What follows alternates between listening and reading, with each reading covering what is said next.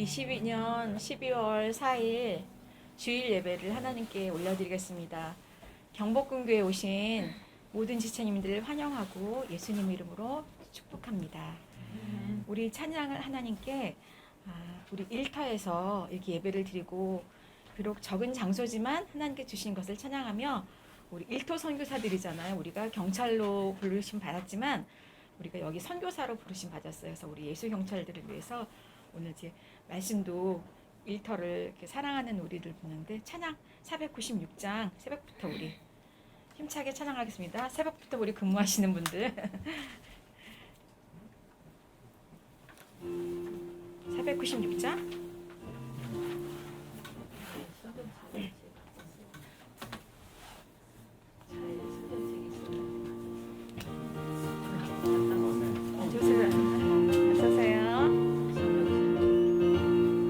새벽부터 우리 사랑함으로써 저녁까지 씨를 뿌려봅시다.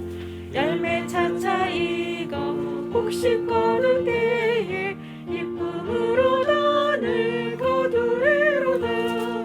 거두리로다. 거두리로다. 기쁨으로 너를 거두리로다. 거두리로다. 거두리로다. 기쁨으로 너를 거두리로다. 비가 오는 것과 바람 부는 것을 겁을 내지 말고 뿌려봅시다. 이를 맞춰놓고 혹시 거둘 때에 기쁨으로 너를 거두리로다. 거두리로다. 거두리로다. 기쁨으로 너를 거두리로다. 거두리로다. 거두리로다. 기쁨으로 너를 거두리로다. 씨를 뿌릴 때에 나지 아니할까 염려하며 심히 애탈지라도 나중 예수께서 칭찬하시리니 기쁨으로 너를 거두리로다. 거두리로다. 거두리로다. 기쁨으로 너를 거두리로다.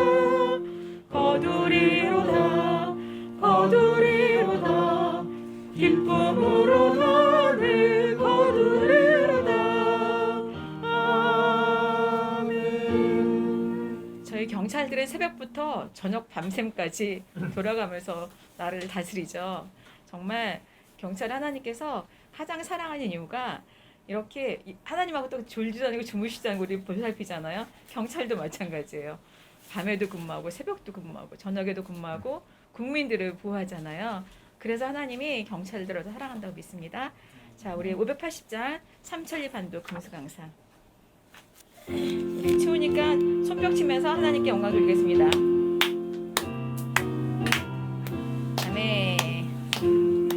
삼천리 반도 금수강산 하나님 주신 동산. 삼천리 반도 금수강산 하나님 주신 동산. 이 동산에 할 일 많아 서방의 일꾼을 부르네. 곧 이날에 일가려고 그 누가 대답을 할까. 일하러 가세 일하러 가 삼천리 강산 위에 하나님 명령 받았으니 반도 강산에 일하러 가세. 삼천리 반도 금수강산 하나님 주신 동산. 삼천리 반도 금수강산 하나님 주신 동산. 공주로 바깥 때 서방의 일꾼을 부르네. 곧 이날에 일 가려고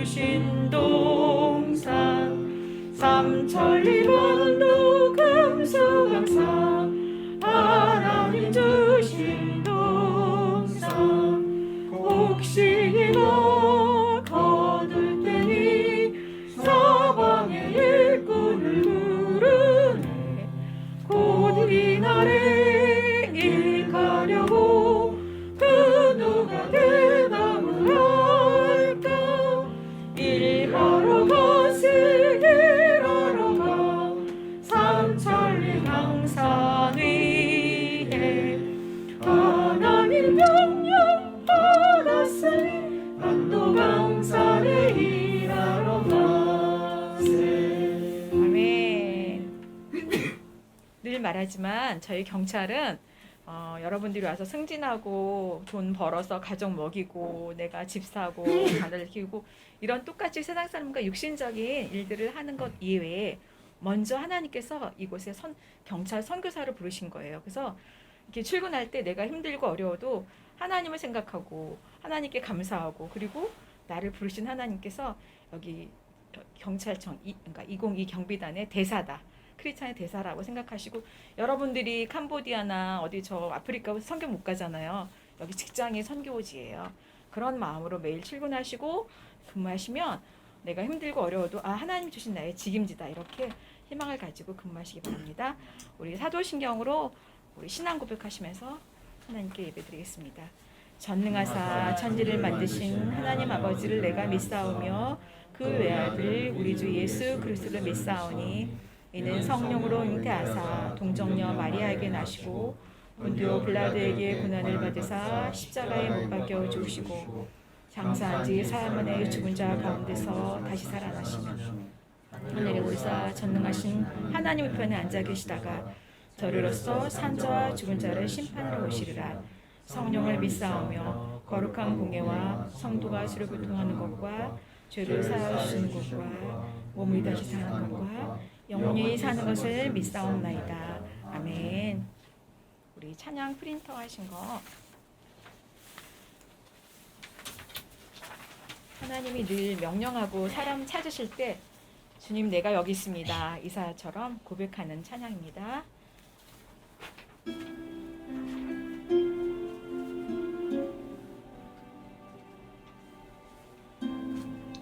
주님 내가 여기 있사오니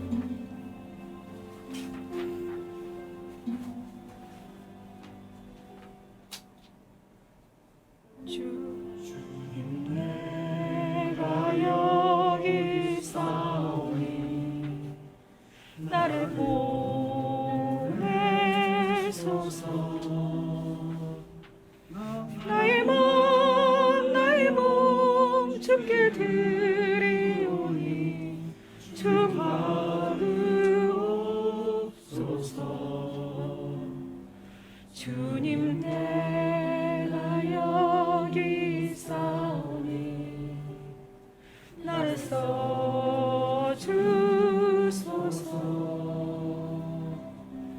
나의 모든 것 주께 드리오니 주 받으옵소서. 할렐루야. 할렐루야.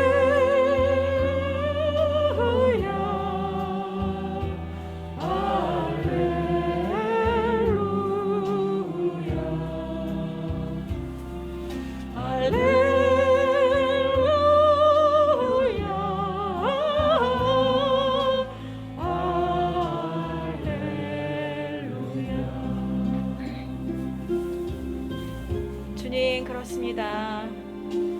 하나님 부르실 때 우리가 기쁨으로 반응하게 해주세요. 나를 보내시고 나를 써주세요. 여기 있사오니 나를 보내소서. 나의 몸 주께 드리오니 주 받으옵소서. 주님 내가 여기 있사오니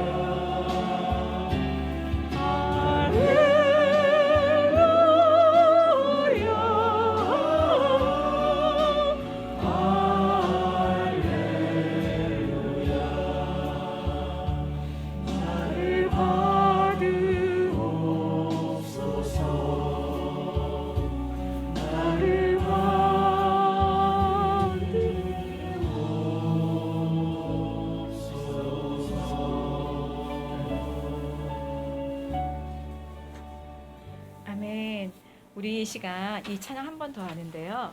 내 마음에 내가 사실 뭐 물질이 없고 건강이 없고 그럴지라도 내 마음을 주께 드릴 수 있어요. 또 내가 건강하면 나의 몸을 주님께 드릴 수 있어요. 내가 물질이 있다면 물질을 하나님께 드릴 수 있는 거예요. 그래서 우리가 내가 오늘 여기 있는 게 하나님이 나를 받아주셔야만 있는 거죠. 여러분 여기 오신 거 비록 우리가 이렇게 정말 가족적인 분위기를 찬양 예배 드리지만 하나님께서는 여러분 한 사람 한 사람을 지금 준비하고 계신다고 믿습니다. 저도 마찬가지로 퇴직을 하고 여기 와서 여러분과 이렇게 예배를 드리는 이런 체험을 한다는 것이 저에게도 너무나 감격스러워요. 몰랐을 거 아니에요. 이런 곳을. 그렇지만 여러분들이 경찰로 근무하지만 이제 앞으로 10년, 20년, 30년 이 동안 있을 동안에 이곳에서 내가 아까도 말했지만 경찰 선교사, 직장 선교사로 파송받은 거예요.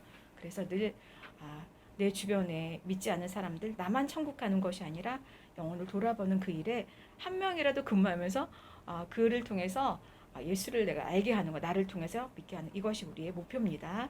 다시 한번 주님 내가 여기 있사오니 나를 써달라고, 나를 선교사로 써달라고 경찰서로 찬양하겠습니다.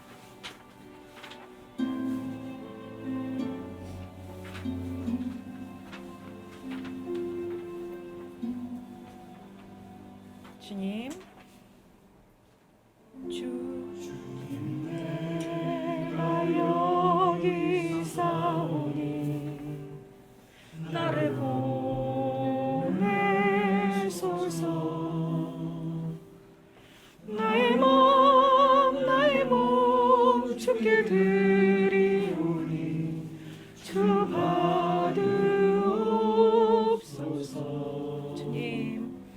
주님 내가 여기 있사오니 나를 써주소서. 모든 것 주께 드리오니 주 받으옵소서. 그렇습니다. 할렐루야.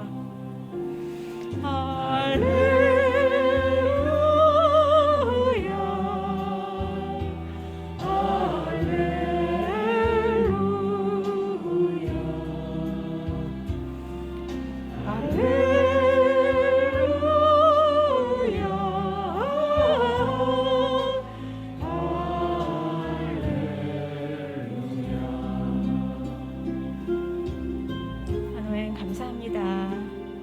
오늘도 일상을 회복해 주셔서 감사합니다. 오늘도 예배를 하나님 받아주시고 은혜해 주셔서 여기 있사오니 나를 써주소서.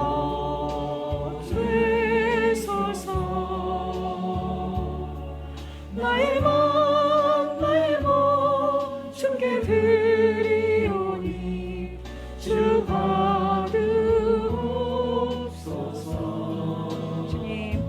주님 내가 여기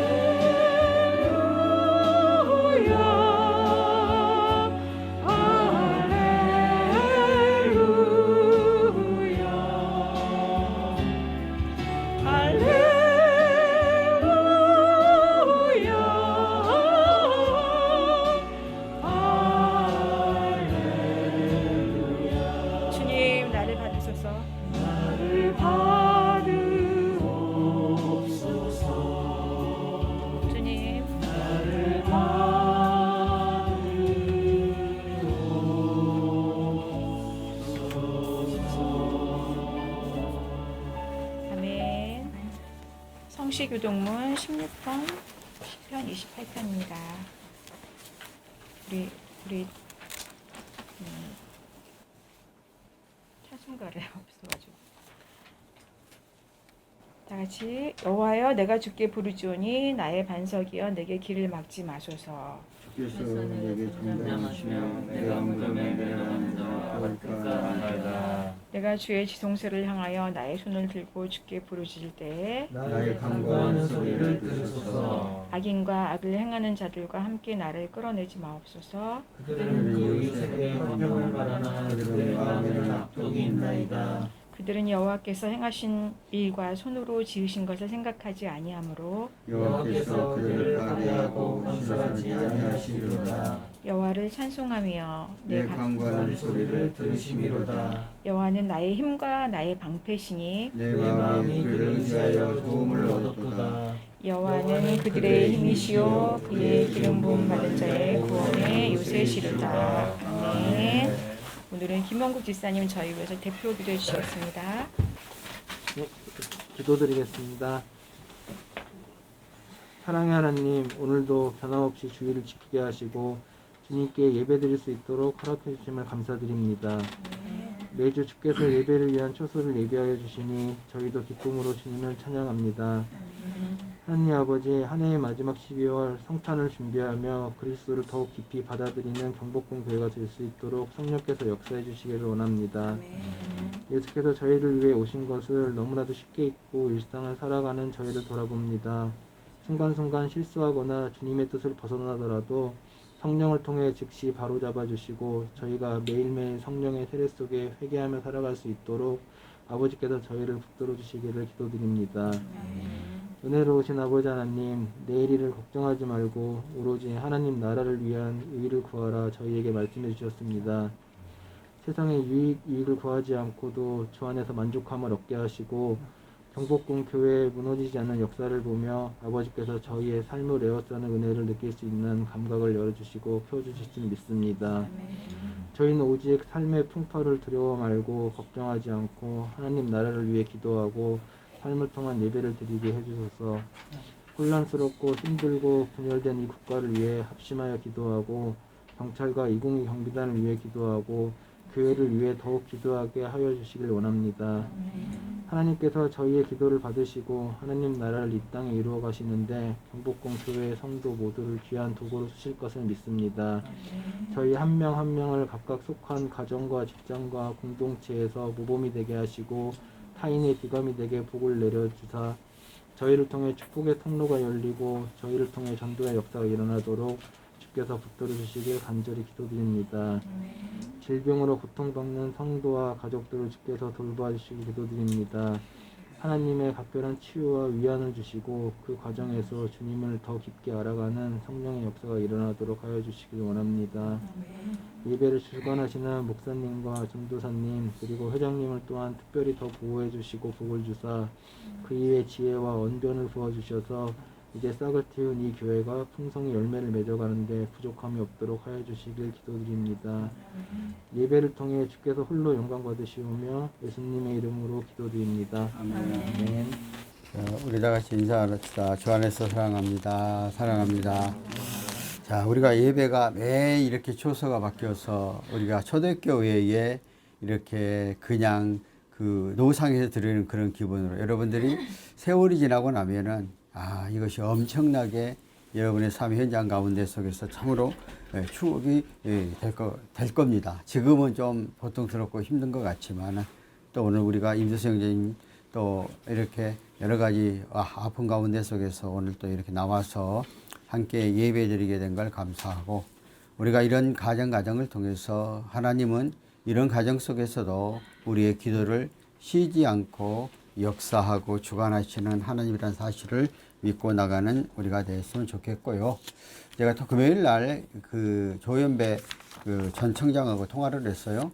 무엇 때문에 통화를 했느냐 보니까 이번에 그 경찰청 혁신위원회 그 위원장으로 발령을 받았어요. 그래서 이제 내가 뭐를 하는 것이냐 그랬더니 이제 전체적인 경찰의 시스템을 다시 짜는 그것에 한성대 총장하고 둘이 위원장이 돼가지고 전체적인 것으로 출근을 어떻게 하느냐 그랬더니 매주 한 번씩 출근을 해서 한다고 그러면서 그래서 내가 말도 안 했는데 본인이 여기 몇 번 이제 단장을 2번 만났고 하니까 관심을 가질 거 아니에요. 그래서 아이고 여기도 우리 강야 예배 드리고 있습니다. 그랬더니 아이고 하여튼 수리하고 그러니까 조금만 더 기다려 보세요. 그렇게 하고 이제 통화를 했습니다.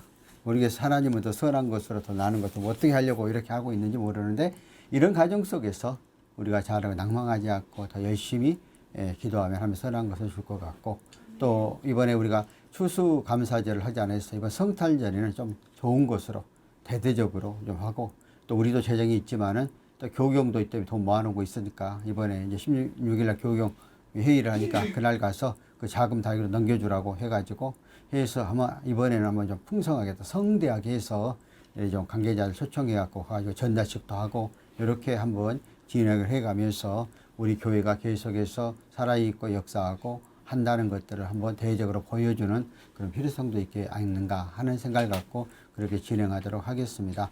모든 것들이 재정적인 여유가 없으면 안 되지만은 우리는 또 하나님께서 이렇게 재정적인 그런 풍요함을 주셔서 이러한 큰 행사를 또 해서 이번에 한번 마무리할 수 있도록 그렇게 해서 우리 대원들 하나하나가 성탄절을 맞아서 조금이라도 기쁨과 위안이 될 수 있는 그런 일들을 추진해 가려고 하니까 여러분들도 함께 기도하면서 우리 함께 나가도록 그렇게 하겠습니다. 한번 기도합니다. 하나님 아버지 은혜를 감사합니다. 2022년도가 그대 같은데 오늘 어느덧 12월 한 달밖에 남지 않은 12월 첫째 주에 살아계신 하나님 앞에 예배드리게 하여 주심을 감사합니다. 우리 환경과 여건과 상황들이 여러 가지 어려운 상황 속에서도 우리가 예배를 끊지 아니하고 우리 모든 믿음의 권속들이 함께 동참하여 하나님 앞에 영광 들리고 찬양 들리는 이 모습, 이 마음, 이 중심 우리 하나님 보고 계시는 줄 믿습니다. 오늘도 이 시간 함께 참석해서 영광과 찬양 드려야 심령들 가운데 참석하지 못한 심령도 있지만은 또 오늘 이 시간에도 하나님 강한 역사하심 임하여 우리의 삶 가운데 승리하는 귀한 시간 되게 하시고 이곳에 하나님 우리가 간절히 구한 대로 아름다운 예배 초소당도 이루어져서 복음의 사역을 감당하는데 영혼 구원하는 사역을 감당하는데 조금 더 부족함이 없는 귀한 교회 되도록 주님 역사하시고 주관하시고 인도해 주옵소서. 오늘도 이 시간에 말씀을 듣는 시간입니다. 전하는 자나 듣는 자에게 크신 은혜를 베풀어 주시고 오늘 이 시간에도 영상으로 예배 듣는 심령들에게도 주의 성령의 역사가 그 삶과 현장 가운데 속에 역사하는 귀한 시간 되게 도와주시옵소서. 예수님의 이름으로 기도함나이다. 아멘. 하나님의 말씀을 보겠습니다. 하나님의 말씀은 사도행전 18장 1절부터 우리가 3절까지의 4절까지의 말씀 한번 우리 다 한 목소리로 봉독합니다. 그 후에 바울이 아덴을 떠나 고린도에 이르러 아굴라라는 본도에 난 유대인 한 사람을 만나니 글라브리오가 모든 유대인을 명하여 노마에서 떠나라 한 고로 그가 그 아내 브리스길라와 함께 이달리아로부터 새로운 자라 바울이 그들에게 감에 생업을 같이 함으로 함께 살며 일을 하니 그 생업은 천막을 만드는 것이더라. 안식일마다 바울이 회당에서 강론하고 유대인과 헬라인을 권면하니라. 아멘. 오늘은 우리가 제목을 가지고 성도된 노동을 사랑한다 하는 노동 문제, 우리의 일하는 문제를 가지고 한번 살펴보도록 하겠습니다. 사도 바울은 오늘 우리가 고린도 전도 2차 선교 여행 아시아 사역을 하고 이제 예수의 영역을 더 확대해 가요. 유럽 대륙인 이제 우리가 마케도냐 지역으로 넘어가게 되어지고 또 아이덴을 거쳐서 이제 유럽인 고린도까지 오늘 도착하게 되어지는 여정을 볼 수가 있습니다. 이 고린도까지 가기의 여정 가운데 속에서 많고 어렵고 큰 그러한 부분도 많이 있었지만은 그래도 언제든지 힘들고 어려운 가정의 고비를 넘기면서 하나님의 사역에 하나님의 사도의 영전의 역사는 성령을 통해서 가는 곳곳마다 계속해서 이루어가고 있는 것을 볼 수가 있습니다.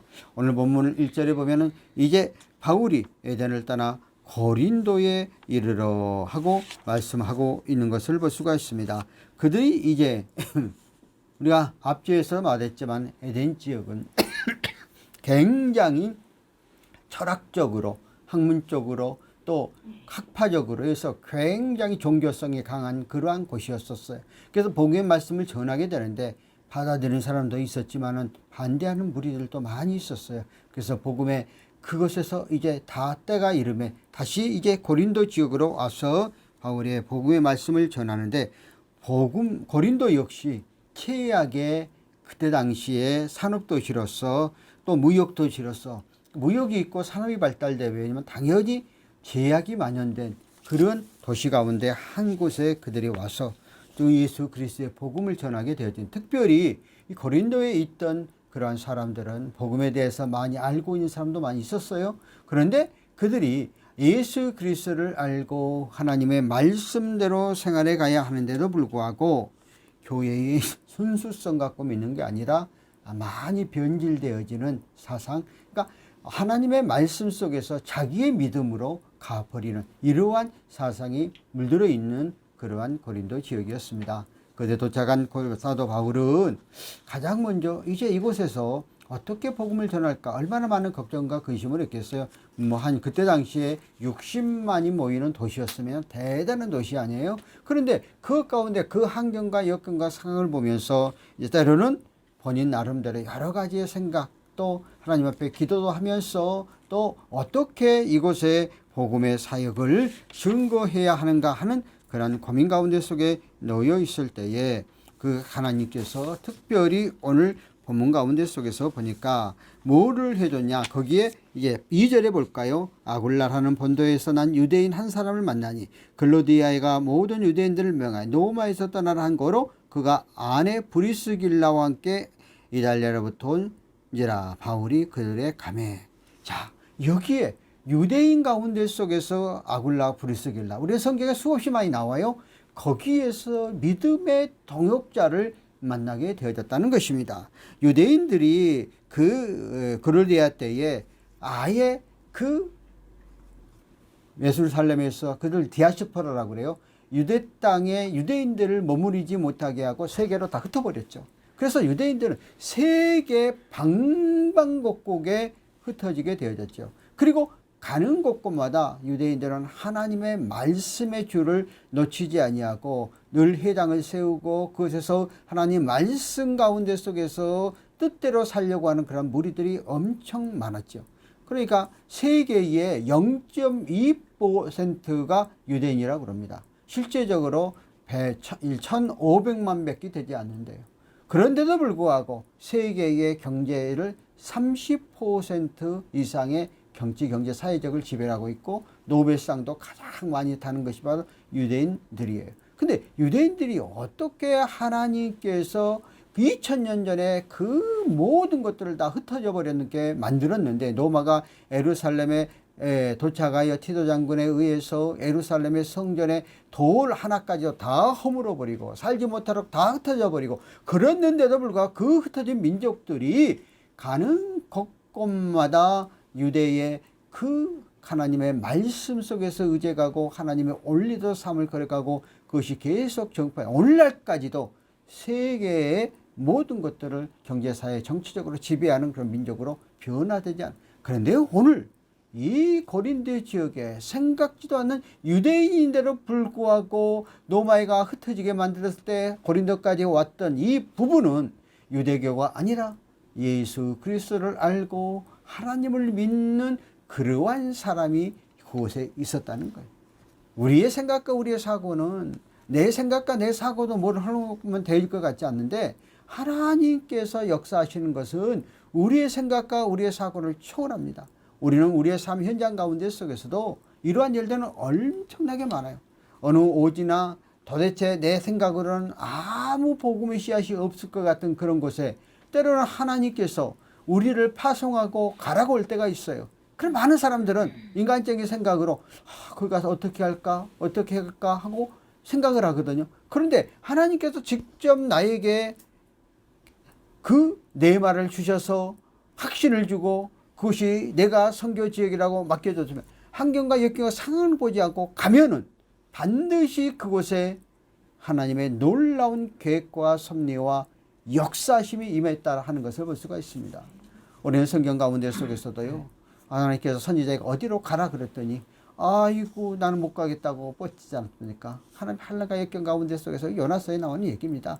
결국은 다윗으로 갔더니 자기는 그곳에 가서 제약이 간영한 도시이니까 그곳에서 복음을 전하면 당장 죽을 줄 알았는데 하나님께서 그 요나가 가서 말만 전하잖아요. 하나님이 척히 회개하라고. 그런데 생각지도 않게 거기에 있는 백성들 회개가 일어나는 역사가 일어나잖아요. 그러니까 오늘 우리는 동일하게 우리의 삶 가운데 속에서 그러한 일들이 우리의 주변 가운데 일어난다는 거예요. 그러므로 하나님을 믿고 의지해 가는 사람들은 어느 환경과 어느 처서 어느 상황에 떠 있다 할지라도 하나님의 말씀 가운데 속에서 의지해 가면은 반드시 동역자를 세워주시고 하나님의 나라와 하나님의 역사하심이 임하게 되어진다는 거예요. 우리는 여러분들은 경찰관들이잖아요. 저번 때 내가 우리 총회에서 그 경찰관 우리 지충경 목사를 놓고 우리 목사님들 250분인데 세미나를 내가 하도록 했어요. 나 보고 깜짝 놀랐어요. 그 경찰관들의 복음화가 9%래요. 그런데 신입 새롭게 경찰관들로 임용하는 사람들의 복음화율은 3%밖에 안 된다는 거예요.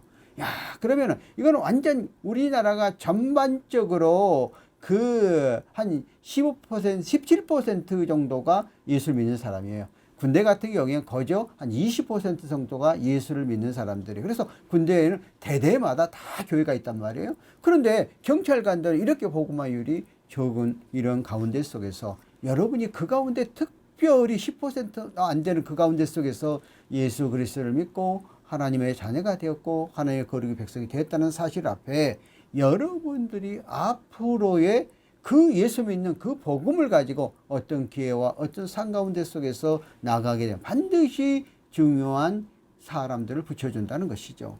왜 경찰관이 중요하고 소중하냐 그러면은 왜 우리가 사명의식을 갖고 가냐면은 앞으로의 이 세계가 어차피 통일돼서 우리가 남북 간의 문제가 어느 경점 속에서 통일될 수밖에 없어요. 그런데 가장 먼저 경찰관들, 우리가 14만 경찰이면 북한에도 그만한 경찰관들이 올라가게 돼 있다. 뽑아야 된다는 거예요. 그런데 믿음으로 무장된 사람들은 대민, 사람을 접촉하잖아요. 계속 나가. 그때의 믿음의 사람과 믿지 않는 사람과의 차이는 엄청나게 차이가 난다는 거예요. 과거에 우리 심소영 그 자매가 여기서 예배하다가 이공이 있다가 파출소로 갔잖아요. 파출소 가가지고 본인이 출동할 때마다 만나는 사람한테 그래서 복음을 전한다고 그러잖아요. 아, 그랬더니 그분들이 생각지도 않게 받아주는 사람이 많았다. 그런 얘기를 하더라고요. 왜? 그 출동해서 갔을 때 다 어렵고 힘든 그런 환경이 있었고 뭐 그런 것 때문에 출동하는 거 아니겠어요? 가정 안에. 그런데 거기에서 이제 아까 싸매주면서 이 말 한마디만 할 때 그들이 그걸 받아주는 그런 것을 체험했노라고 그때 우리가 고백했던 그런 사적을 볼 수 있습니다. 오늘도 이 사도 바울 이름은 정말 아덴에서 그리 좋은 그리 뭐 편안한 그런 복음에 전했던 것은 아니었어요. 힘들고 어려운 상황 속에서 고린도로 옮겨서 또 자기들의 동역자들을 오기를 기다리는 마음 갖고 있었는데 가보니까 생각지도 않는 믿음의 동역자가 그 가운데 속에서 있었다 하는 것들을 볼 수가 있습니다. 그들은 유대인이었는데 정말 흩어져 가지고 그 이국 땅에서 정착을 하면서 이제 상업을 운행하면서 자기의 삶을 이제 올바로 이뤄가면서 사도 바울을 만나면서 새로운 역사하시고 그래서 고린도 교회가 우리가 고린도 전후서가 기록되어 있잖아요. 그러니까 성경에 고린도 전후서가 사도 바울이 썼다는 얘기는 그가 복음의 확장이 얼마나 되어졌는가 하는 것을 볼 수가 있습니다. 오늘 우리 하나하나의 미달이 얼마나 큰 놀라운 역사가 일어나는지 몰라요. 우리들이 전하고 우리들이 행동하나 우리들의 삶 속에 행한 하나하나가 내가 볼 때는 아무것도 아니고 하찮은 것 같으나 그것이 한 사람의 마음을 변화시키면 그것이 나중에 씨가 되어서 엄청나게 열매를 맺는다는 거예요. 그런데 가장 중요한 것은 내가 하나님의 영광을 위하여 이 일을 행해 나갈 때에 하나님은 언제나 나 혼자 하는 것이 아니다. 반드시 필요한 동역자, 필요한 일꾼들을 붙여줘서 함께 하게 하고 함께 갈 수 있고 함께 일할 수 있도록 만들어 주신다는 사실. 얼마나 하나님은 신묘망측한지 몰라요. 놀라운 역사들이 임해요. 제가 1988년도에 그 전북 순창에 개척에 나갔어요. 뭐 그때 아다시피 우리는 한 3, 4주를 그냥 이렇게 헛간에서 예배를 드렸어요. 우리가 잠을 잘 때도 이제 옛날 빈집이었거든요. 그 빈집을 헐어버리고 이제 3주 동안 블록으로 건축을 하니까 그 헛간이라고 있어요. 옛날 소돼지 났던 거. 거기에서 우리가 잠을 자면서 3주 동안 있었어요. 그러니까 예배도 주일날 거기에서 예배를 드렸죠. 이제 그런데 놀라운 것은 우리가 그곳에 갔는데 하나님이 일꾼을 보내주신 거예요.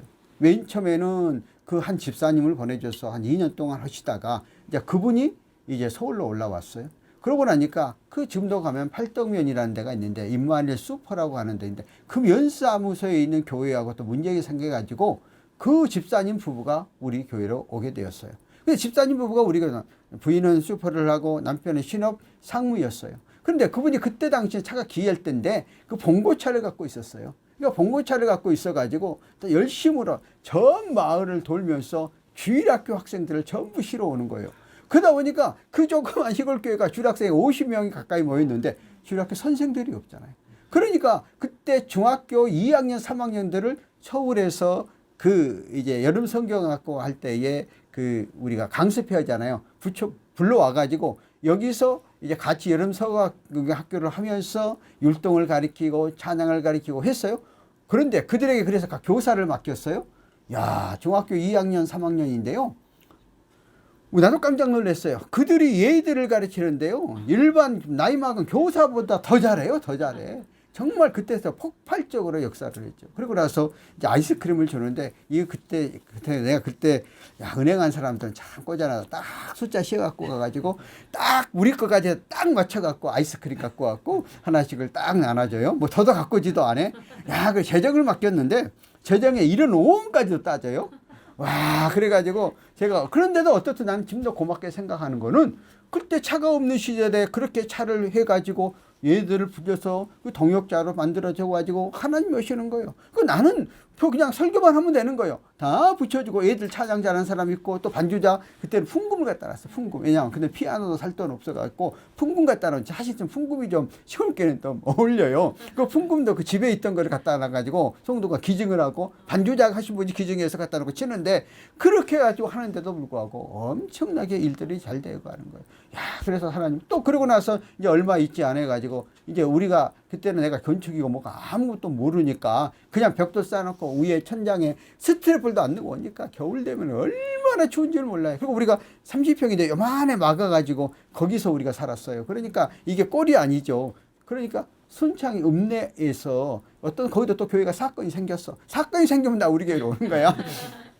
와가지고 그분들이 안수 집사님이신데 아이 보더니 아니 이게 이렇게 추운 데서 어떻게 하느냐고 해갖고 스텝을 갖고 공사 다 해주고 우리가 사택이 없었는데 그 옆에 달아갖고 사택 지금도 잊어먹고 지금은 큰일 나지만 그때는 그 정비소를 했거든요. 뒤에 나무들이 막 소나무가 많이 있었어요. 그걸 비워가지고 네카차라고 있어요. 싣고 오는 거 네카차라고 기둥 세워가지고 나 소나무 그냥 사다가 세워갖고 올려.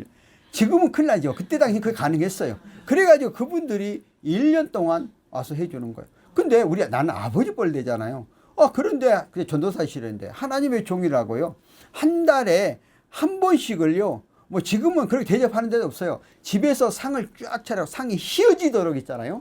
거기다 차놓고 우리 둘을 대접을 하는 거야. 그리고 예배 드리고 아마 지금은 그렇게 하죠. 지금 내가 또 그런 말 하고 다니면 시기 질투도 할 거야. 이렇게 그렇게 해가지고 우리가 대접을 받았어요. 내가 뭐 얼마나 신이 나겠어요. 또 그때는 뭐 이런 영상시절도 있지도 않은 시절이고 녹음하는 시절이었어요. 또 녹음기가 갖고 녹음을 하는 거야.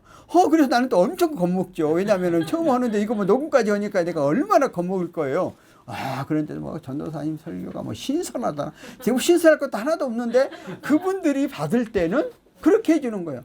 그러니까 나도 하여금 목회에 대해서 신나게 할 수 있는 그런 동역자를 언제나. 난 그래서 이때까지 사회 가운데 속에서 내가 잘하는 것 지금 하나도 없어요. 그런데 늘 하나님께서 일할 수 있는 사람을 붙여. 지금도 마찬가지였고. 근데 서울에 와갖고 1994년도에 또 새롭게 개척을 했잖아요. 새롭게 개척을 했는데 또 첫 그 어떤 교인들 가운데 속에서 이제 우리가 그때 큰애를 읽고 해서 굉장히 좀 마음이 한 사학동에 그 두 부부는 뭐를 했냐면은 한복집을 했었어요. 그러니까 여유가 있어서 또 차가 있어가지고요. 맨날 우리 세리꼭 여행 다니는 거야, 여행. 우리가 시간만 있으면. 그때 우리가 정말 엄청나게 많이 다녔어요. 지금도 기억에 남는 것은 강원도 속초를 가갖고 오징어 회를 사갖고 오는데 그 조그만 차에 7명인가 9명을 탔어요. 그래가지고 그걸 갔다 오는. 그래 오다가 그 한계는 그쪽에다 위에서 또 해먹고 오고 이렇게 하면서 전국을 또 투하게 만들어서 해줘. 그러니까 목회자를 이루하고 힘을 주고 역사. 그리고 꼭 또 서울에서 개척했을 때도 또 어느 권사님과 장로님이 오셨어요. 그분도 큰 교회 다녀서 그 백화점에서 외장을 했던 분인데 망하니까 또 큰 교회 못 가요. 우리 교회 왔어요. 그런데 장로님은 내가 엄청나게 나를 가시녀로 해가지고 내가 훈련을 많이 시켰지만은 이 권사님은 딱 와가지고 교회에 섬기는 부분, 어떻게 해야 되는 부분을 딱 체계를 잡아주는 거예요. 우리는 다 온 사람들이 거저 평신도들인데 다 절기가 되어지면 성탄 추수감리 어떻게 해야 된다. 목회자님 생일 되면 어떻게 해야 된다. 뭐 해야 된다. 딱 체제를 잡혀놨어요. 그러고 나서 이제 나중에 그 장로님께서 또 신학교, 조그만 신학교 다녀갖고 또 목사가 돼갖고 나가셔갖고 이제 나가시게 됐는데 어떻든 물론 그 장로님 때 나는 많은 훈련을 받았어요. 왜냐하면은 내가 이렇게 하다가 성경 빨리 읽는다고 성경 뭐라 그러지 성경 또 틀려 체크해갖고 성경 틀렸다고 뭐라 하지 그래가지고 엄청 쉽사리를 했죠. 또 그 또 이상하게 말씀을 배워가가지고 구약에 피를 먹지 말라고 그랬고 뭐 돼지고기를 먹지 말라고 했고 뱀장어를 먹지 말라고 했고 뭐 안식 또 그런 것들을 막 또 주장을 해가지고 싸울 수도 없고 막 그래가지고 엄청 훈련을 받았는데도 불구하고 하나님은 이런 동역자를 통해서 언제든지 하나님의 일을 하게 만들어요. 그때 내가 깨달은 게 뭐냐. 나는 부족하고 연약한 존재지만 하나님께서는 언제든지 또 서울에 왔을 때도 가장 또 디자인 잘하는 그 여학생이 서울에 올라가 가지고 이제 우리 교회 등록을 해서 또 기타를 엄청 잘 쳐요. 그래서 그 친구가 또 주일학교를 다 그때 막 개도 쓸 때잖아요. 디자인했던 사람이니까 개도도 잘 쓰고 뭐 그림도 잘 그리고 또 이렇게 해가지고 이제 물론 우리 이제 마지막에 시집가고 갔지만은 이렇게 그러니까 언제든지 일꾼을 보내줘서 하나님의 일을 해 가더라고요. 우리 경복궁 교회도 마찬가지잖아요. 지금 우리가 저수의 숫자가 모인 것 같지만 여러분 한 사람 한 사람이 자기의 역할을 감당해 가고 있고 또 이렇게 경복궁 교회 안에가 이렇게 숫자는 많지 않지만은 재정적으로 남아서 넘쳐나는 데가 어디 있어요. 이런 교회를 하면 대부분 재정이 없어갖고 여기저기 손을 벌리잖아요. 우리는 그러지 않잖아요. 얼마든지 쓸 수 있는 여건과 상도도 마련해 주잖아요. 이것도 또 감사하잖아요. 그러니까 물론 비교해서 아름답고 좋은 것이 딱 있으면 좋겠지만 그러나 이런 가운데 속에서도 하나님의 역사하심과 인도하심은 계속 되어진다는 것이죠. 사도 바울은 그가 복음을 전하러 가면서 언제나 이러한 동역자들이 그가 힘들고 어려운 속에서도 붙잡아줘. 또 힘을 얻고 용기를 얻고 또 복음 사역을 증거할 수밖에 없는 그런 상황 속에서 나가게 되어졌던 것을 볼 수가 있습니다. 그리고 그곳에 갔더니 오늘 사도 바울은 늘 가면서 자기가 일을 하는 그러한 사람. 그러니까 뭐예요?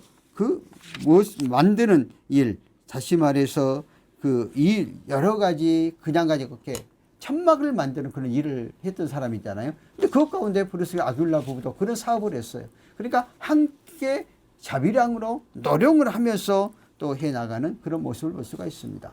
오늘날 우리나라에는 복음이 들어오면서 목회자들은 하나님의 종이니까 하나님의 교회에서 먹고 살아야 된다. 그래서 아무 일도 하지 말고 교회만 해라 하는 이런 사상이 맨 처음에 우리나라 신앙의 복음으로 들어올 때 그렇게 정립이 됐어요.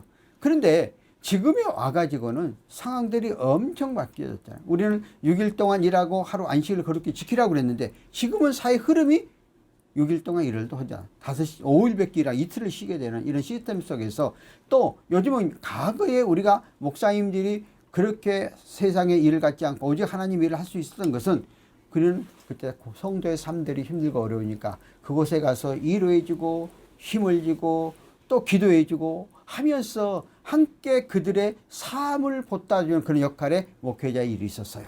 그래서 특별히 맨날 신방을 했고 또 어려움을 가서 기도를 해줬고 그들의 삶 가운데 함께 동역을 해줬죠. 근데 지금 시대의 패러다임이 완전히 바뀌어졌어요. 지금은 성도들의 가정을 개방하지 않으려고 지금도 내놓은 삶, 자기의 삶을 오픈하는 사람도 있지만은 오픈하지 않은 사람이 더 많아지는 이런 상황 속에서 또 교회의 과거에는 신앙을 갖게 되고 은혜가 임하게 되면 정말 하나님의 교회를 위해서 전폭적으로 헌신해서 해 나갔는데 지금 이런 것들이 점점 쇠퇴해가는 그런 시대. 그런데 목회자들은 계속해서 팽창하죠. 우리 한국교회 성도 숫자는 줄어드는데 목회자 수는 계속해서 늘어납니다. 그러니까 그러면은 이러한 부분들을 어떻게 해결해야 되는가 하는 그런 부분이 아주 심각해. 그러다 보니까 우리는 헌법도 바꿨어요. 요즘 반 교회들이 이중직 문제 갖고 지금 계속 논의가 되어지잖아요. 우리는 그래서 또 우리가 보수주의자니까 이중직에 대해서는 허락은 하지 않았지만 이중직을 해도 문제가 없도록 헌법을 만들어서 어떻든 하나님의 나라를 확장하는데 본인의 삶 속에서 생활 속에서 경제적으로 안정된 삶을 가도록 해가고 있다. 자, 우리가 보십시다. 신앙과 또한 적으로나 이런 것들이 좋아도 경제적인 안정이 안 되면은 결국 믿음이 흔들릴 수밖에 없어요. 그러니까 신앙과 정식적으로 안정되고 경제적으로 안정되어졌을 때에 과감히 복음을 전할 수 있고 헌신할 수 있고 일을 하게 되는 거예요. 그러다 보니까 요즘에 와서 우리는 이런 노동의 소중성, 그래서 목회자들도 자기가 능력을 갖고 있다면 일하면서 얼마든지, 왜냐하면 지금은 과도하게 일을 많이 하지 않기 때문에 얼마든지 복음을 전할 수. 근데 이미 사도 바울은 복음을 전할 때에 본인 자신이 일을 해가면서 자급자족 해가면서 또 후원할 때는 받지만 해가면서 떳떳하게 의지하지 않고 가면서 했다는 거예요. 오늘도 이 신앙을 오늘 우리의 삶 가운데 적용해가는 우리 그러한 시대가 되어져야 되지 않겠는가 하는 그런 부분들을 생각해 보면서 오늘 재밌는 또 이야기가 들었어요. 어느 목사님들이 모임에 갔더니 오늘 목사님들의 결혼의 제1순위가 뭐냐? 그 정규직을 갖고 있는 사람들이 사모의 제1순위래. 왜냐하면 그래야 한 사람이라도 제대로 정규직을 갖고 있어야 삶의 안정을 갖고 있고 목사님들은 이제 자기의 사를 할 수 있다는. 그러니까 이제 우리의 복음에 우리의 초창기의 신앙과는 좀 엉그러져 간지 몰라도 현실적인 그런 문제를 이야기를 하는 거 아니에요? 그래서 그러면은 경제적인 어려움이 없으면 경제적으로 삶 속에서 얼마든지 가서 헌신하여서 복음을 전할 수 있다는 거죠. 마찬가지잖아요. 이 경복궁 교회도 내가 그 교수의 직업을 그래서 월급을 안 탄다고 생각하면 나도 여기에 내 삶을 매일 수밖에 없잖아요. 그러면은 내 삶을 살아가는 중심으로 갈 수밖에 없단 말이야. 그러면 선교가 되겠느냐 이 말이야. 근데 하나님은 또 그래서 저도 이제 그 내가 정당한 단에서 월급을 받고 여기서는 얼마든지 더 헌신할 수 있는 그런 여력이 되잖아요. 그러니까 앞으로는 시대의 상황들이 이렇게 바뀌어져 가는. 그러니까 그걸 상황윤리라고 그래요. 상황에 따라서 믿음의 신앙과 상대이 바뀌어져 가는 것 같아요. 자, 보세요. 우리가 80년대만 해도 주일 성수는 새벽과 11시와 저녁 예배가 드려야 주일 성수였어요. 지금에 와갖고 어떻게 됐어요? 주일 성수 개념이 이제 한 번만 드리면 주일날 아무 때고 한 번만 드리면 주일 성수했다고 하는 개념이 바뀌어졌고, 또 요즘에 와갖고 코로나 이후로는 주일 성수 하라고 말할 수 있어요, 없어요? 없어졌잖아요.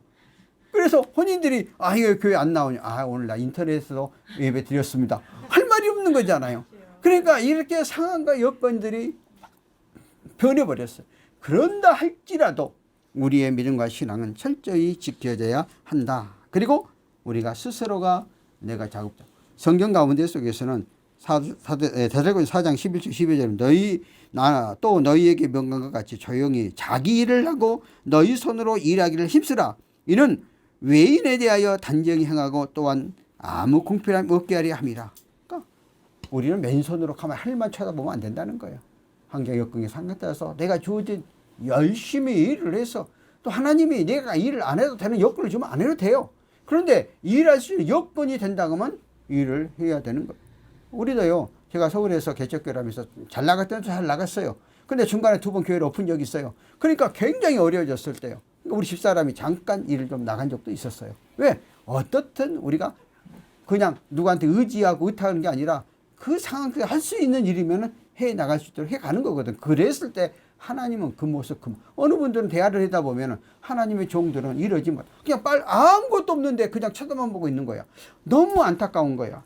그럼 내가 요즘 그 아동 사회복지에 거기 내가 사회이사잖아요. 그래서 거기 내가 이번 주 목요일 날 그 20주년 행사에 갔어요. 가보면 거기에 한 4,000교회가, 지역 아동센터가 4,000교회가 있었어요. 근데 거기에 가입된 게 한 2,000교회 되는데 나는 그렇게 되는지를 몰랐는데, 나중에 거기 가서 쭉 훑어보니까, 아니, 지역센터를, 아동 지역센터를 하면은 시설장하고 그 다음에 사회복지사 1명을 주면 정부에서 월급을 다 주는 거예요. 3,000하고 2,800 정도를 주는 거야. 아니, 그러면은 목사님들은 교회가 있고 또 하나를 얻어서 해도 되잖아요. 야, 내가 조금 거기에 지금 목사님도 되게 많아, 사모님도 되게 많은데, 야, 이렇게 그냥 하늘만 쳐다볼 게 아니라 얼마든지 내가 그걸 자격을 갖추어서 이라님 지금은 이제 하기가 어렵죠. 왜 어렵냐면 워낙 지금 많이 팽창됐고 인구는 줄어드니까 지금은 새롭게 한다는 것은 대단히 어려운 거잖아요. 그런데 과거에 그런 시절이 있을 때 그러고 얼마든지 우리의 삶 가운데 속에서도 하나님 일을 하면서 내 삶 속에서 경제적인 안정을 두어가면서 일할 수 있는 그런 여건들을 찾아서 해야 된다는 거예요. 그 오늘 이미 우리는 6일 신앙이라는 게 있잖아요. 6일 신앙이라는 얘기는 과거에 옛날에 나왔던 신앙인데 6일 동안 열심히 일하고 그 다음에 하루 하나님을 위하라 이런 신앙이었거든. 요즘은 이제 6일을 안 하기 때문에 요거는 이제 적용이 안 되는 그런 신앙이지만 어떻든 성경은 우리에게 그렇게 말하고 있어요. 그러니까 사도 바울은 이러한 삶 가운데 속에서 실천해 갔다 하는 것들에 대해서 우리가 살펴보면서 데살로니가후서 3장 11절과 12절에 보면 이렇게 말했어요. 우리가 들은즉 너희 가운데 게으르게 행함으로 도무지 일하지 아니하고 일을 만들기만 한 자들이 있다 하니 이런 자들에게 우리가 명하여 주 예수 그리스도 안에서 건하기를 조용히 일하며 자기 양식을 먹으라 하노라. 그러니까 내가 일해서 먹고 사는 그런 사람. 그런데 교회에 협작꾼이 있거든. 교회에 돌아다니면서 하면서 어떤 것들을 자기의 이득을 챙기는 그런 사람이 있어요. 또 데살로니가후서 3장 14절과 15절에 보면 누가 이 편지를 한 우리 말을 순종하지 아니하거든 그 사람을 지목하여 사귀지 말고 그로 하여금 부끄럽게 하라. 그러니 원수와 같이 생각하지 말고 형제같이 검열하라. 왜? 얼마든지 내가 노동을 해서 일해서 먹고 살 수 있는데 안 하면서 자꾸 의존하는 사람 있잖아요. 손만 벌리는 사람들이 있잖아요. 이런 사람들에게 권하고 또 그들에게 그냥 원수같이는 대하지 말라는 거예요. 그러니까 저는 오늘 또요, 저한테 뭐 돈 꿔달라는 사람이 많아요. 이제는 절대 안 꿔줘요. 그러면은 내가 딱 할 때, 그래, 내가 얼마 붙여줄게 하고 딱, 이건, 그럼 또 대부분 돈 달라는 사람은 뭐라고 그래요? 갚아준다고 그래요. 갚아주기를 뭘 갚아줘요? 그냥 딱 보내주고 또 그러면 또 더 나와. 또 와. 또 해달라고. 야, 나는 당신에게 돈 받는 게 아니야. 이걸로서 내가 할 도리는 끝났어. 다시는 나한테 전화하지 마라. 당신이 오직 급했으면은 나한테 이야기를 해. 내가 보내주는 것은 이거에 한계성이야. 하고 딱 잘라버리거든요. 이제는 그렇게 해요. 그렇게 해야 내가 사는 거니까. 내가 할 수 있는 것은 뭐 3, 40만 원 이렇게 보내줄 수 있으니까 네가 한번 모처럼 나한테 부탁을 했는데 내가 그것까지 거절할 수는 없어서 이제 그렇게 내가 하고 딱 말해. 그러면 한번 해주면 가만히 있었으면 좋은데 내가 그렇게 했는데 또 전화 와. 또 해달라고. 나는 목사님. 그 나한테 갚을 생각도 하지 말고 내가 주는 거다고 딱 해 끝내버리거든. 왜? 더 이상 그 줘봤자 뭐에 물붓기야. 어차피 그 사람 평생 그러고 다녀. 그런데 그 사람이 있던 또 주변 사람이 나한테 메시지가 왔어. 목사님 누가 나를 되게 귀찮게 한다고 뭐 한다고 그래서 야, 너 그냥 알아서 해라. 그리고 내가 이제 내 말은 안 하지. 내가 한 거에 대해서 말할 필요성은 없잖아. 그러니까 나도 그래서 그건 네가 알아서 하고 나도 그냥 더 이상 그 사람 전화 안 받는다. 내가 하고 딱 끊은 적이 있었는데 정말 성경 그러잖아요. 내가 일을 할 수 있는데도 불구하고 자꾸 의존하면 평생 의존한 거지 근성이거든요. 하나님 우리에게 그렇게 하라고 말 안 들어줬거든요. 주어진 일에 최선을 다하고 준비하고 해 나가면 하나님께서 책임져 주시고, 그래서 우리 교인들에게도 사실은 나는 이때 목회를 하면서 내가 후회한 게 있었어요. 우리가 배울 때에 하나님의 종은 아무것도 안 하고 오직 하나님만 해야 된다고 했는데 사실은 성도들의 생활, 경제적인 것도 보여주고 거기에 맞는 그런 것들을 이렇게 이끌어줘야 돼요. 지금 지나고 보니까. 그래서 내가 이제 그런 목사님을 한번 만났어요. 성도님 교회를 개척을 해가지고 그 교회는 부사관들, 장기 하사관들이 왔던 교회야. 이게 장기 하사들은 이게 돈 모을 줄도 모르고 또 이동해 다니고 그러다 보니까 또 그때 당시만 해도 그 부사관으로 온 사람들은 다 그 힘들고 어려운, 지금은 그러지 않지만 그런 사람들이 왔고 또 사회적으로 조금 좀 부족한 사람들이 왔단 말이야. 그 교회에 와서 결혼시키고 그들로 하여금 전부 다 집을 사도록 했어, 대출해갖고. 그래갖고 그 교인이 전부 다 서울에 집을 갖고 있어요. 하사관에 있고 이제 상사 준위가 된 그 교회 지금 장로님들이 됐어. 그래가지고 그날 와서 막 대접하고 하는 사람 다 그의 부인들이라는 거야. 그러니까 그 목사님은 이미 눈이 트여져 가지고 이 경제적인 것을 알고 있어서 그때 당시만 해도 뭐 90년도 80년도만 해도 서울에 집 사기 쉬웠잖아요. 또 대출도 좋았고 지금이 어렵지만 근데 그거를 다 사준 거야. 그런데 자기들의 동기들을 보면은 지금도 그냥 여기 군대 사택을 쓰다 보니까 그 준비 안 해갖고 전전 안 했는데 요즘 서울에 집 앉아 있으면 얼마나. 아니 뭐 이거 뭐 평생 마무리되는 거 아니야? 아, 그 교회는 그렇게 됐다고 이제 갔는데 쭉 설명을 해주는 거야. 야, 내가 보면서 그때 내가 또 생각을 했어. 아, 내가 이게 목회를 하면서 경제 관념이 없었구나. 근데 제가 이거 깨달은 것은 사무총장 하면서 이게 막 주고 받고 팔면서 뭐 하면서 내가 이제 경제 관념이 생겼고, 아, 또 건물 관리까지 해봤잖아요. 건물 관리를 하면서, 야, 건물 뭐야. 그러니까 사람들은 엄청나게 경험을 해봐야 돼. 그러니까 지금은 내가 목회를 시작한다고 하면은 우리의 성도들의 경제적인 부분도 이렇게 타치를 해줄 텐데, 그때는 그런 게 전혀 없었어요. 그러니까 이게 영과 육의, 그래서 영적인 것도 중요하지만은 육적인 것이 안정이 돼야 바른 믿음과 신앙생활을 해가는 거예요. 바로 이 사도 바울은 초창기부터. 근데 우리 설교하는 많은 목사님들 이런 건 다 빼버리고 그냥 사도 바울이 열심히 가서 복음 전도했고 증거했다 이런 것만 이야기를 하잖아요. 그러니까 우리는 우리의 삶 가운데 속에서 정말 필요 적절하게 이런 것들을 잘 학업해서 나가는 그런 삶들이 되었으면 좋겠습니다. 기도하겠습니다. 다 같이 한번 통성으로 기도하십시다. 하나님, 오늘도 우리 기도 제목 늘 이야기했던 것처럼 이 나라 이 민족 특별히 기억하여 주시옵소서. 경제사회 경치적으로 어렵지 않도록 하나님 도와주시고, 참 하나님 이 나라를 통해서 세계에 전도되고 환경과 역경 상황들이 힘들고 어려운 정말 혼란 상황 가운데 하나님 역사하시면 됩니다.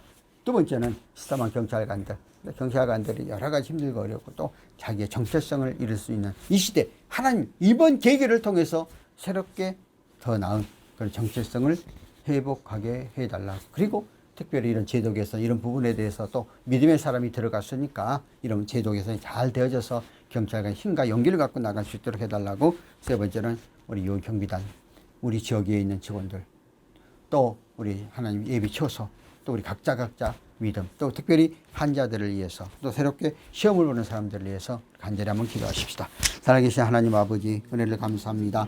오늘 이 시간 저희들을 주 앞에 불러주셔서 살아계신 하나님 앞에 우리가 기도하고 간절히 간구하고 의지하게 해주심을 감사합니다. 하나님 특별히 이 나라 이민족 기억하시고 이정길 장중에 붙잡아 주시고, 아버지가 정말 사회적으로 정치적으로 경제적으로 대단히 혼란스러운 이 시대에 모든 주권을 갖고 계신 하나님께서 안정된 그런 나라로 삼아주시고 붙잡아 주시고 이끌어 주옵소서.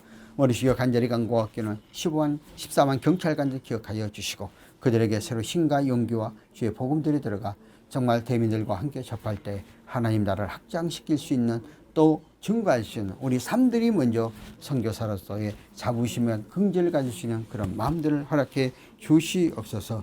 특별히 우리 하나님 아버지 앞에 우리 주여 간절히 간구하기는 오늘도 이 시간 우리 모든 믿음의 항자들을 잔중에 붙잡아 주시고 각자 네 분의 기도하는 우리 임수수 형제님과 또한 특별히 김소연 권사님, 최희승, 박소영 자매를 기억하시고 이지원, 권순태, 또 형제가 특별히 시험 준비 중에 있사오니 모든 것들을 붙잡고 인도하시고 의지하시 하나님께서 우리 기도와 우리의 간절한 간구를 응답하게 하여 주시옵소서. 하나님 아버지 앞에 특별히 머리시에 간절히 간구하기는 오늘도 이 시간 주 앞에 나와 함께 예배로 영광과 찬양 드리는 믿음의 권속들을 특별히 기억하시고 우리의 간절한 간구함과 의지함을 들으시고 응답하게 하옵소서.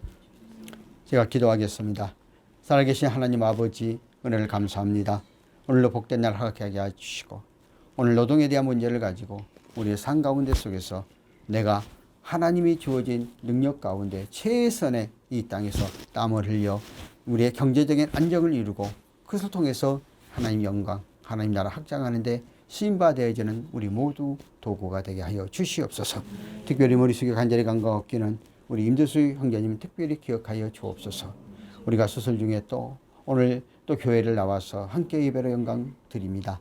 하나님 아버지, 앞으로의 모든 또한 치료 과정 주님 힘으로서 어루만져 주셔서 머리부터 발끝까지 깨끗하게 정결하게 치유받게 하시고 이전보다도 더욱더 건강으로 유지해 나갈 수 있도록 역사하여 주시옵소서. 하나님 아버지, 오늘도 이 시간 주 앞에 나와서 정성들의 예물들의 손길들을 기억하여 주시옵소서. 11절을 드린 손길과 감사의물과 주렁긴 손길들을 그 믿음과 그 마음과 그 중심대로 연락하시고 이 예물이 하나님 영광을 내하여 귀하게 쓰임받아야 된 예물 되도록 축복하옵소서.